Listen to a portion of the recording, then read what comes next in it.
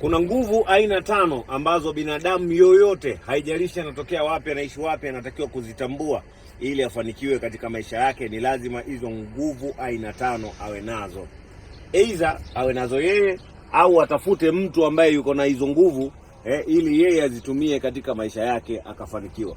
Je, unataka kujua hizo ni nguvu za aina gani? Nguvu ya kwanza ambayo unatakiwa kuwa nayo kwenye maisha yako ili ufanikiwe ni expert power. Nguvu ulionayo ya ufahamu wa jambo fulani. Let me say, labda mimi nina ufahamu kuhusiana na mambo ya ushauri, ya kumshauri mtu namna gani ya kujikwamua kwenye kipato, au nikawa na ufahamu kuhusiana na swala la afya, nikawa na ufahamu au elimu kuhusiana na jambo fulani tu ambalo mimi nina uzoefu nalo na ninalijua. Expert power. Hicho ndo kitu cha kwanza na ndo nguvu ya kwanza ambayo ukiwa nayo kwenye maisha yako unaweza ukafanikiwa na unafanikiwa. Nguvu ya pili ni legitime power. Legitime power, hii ni power, ni nguvu au ni ile nguvu ambayo unaisema unatakiwa kuwa nayo namba 2 kutokana na nafasi uliopo. Maybe labda umekuwa ni mkurugenzi wa kampuni au ni msimamizi wa kipindi wale channel au radio fulani. Ni mtu ambaye ni kiongozi wa chama na serikali kama mimi, mtoto mdogo mwenye pesa nyingi. Hiyo ndo legitime power.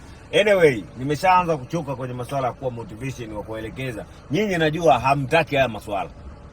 Hamtaki elimu, hamtaki chochote. Nyinyi mnachotaka tu ni hela kwenye maisha yenu. Kwa hiyo hela huwezi ukapata bila kuwa na knowledge. Lazima uwe na knowledge. Knowledge ni elimu. Lazima uwe na elimu ya jambo fulani ndipo utapata. Siwezi kumalizia hizi nyingine 3 kwa sababu najua nao wafundisha ni watu ambao sio wasikivu. Ni watu ambao mmejaa matusi, muda wote mmekaa mna. Wenzetu tunapata hela kwa sababu tuna elimu ya pesa, tunajua namna gani ya kuzilinda, iwe ni kwa uchawi, iwe ni kwa maombi, iwe ni kwa ngumi, kivyo vyote sisi tumejitoa na uwezo ukatufanya chochote.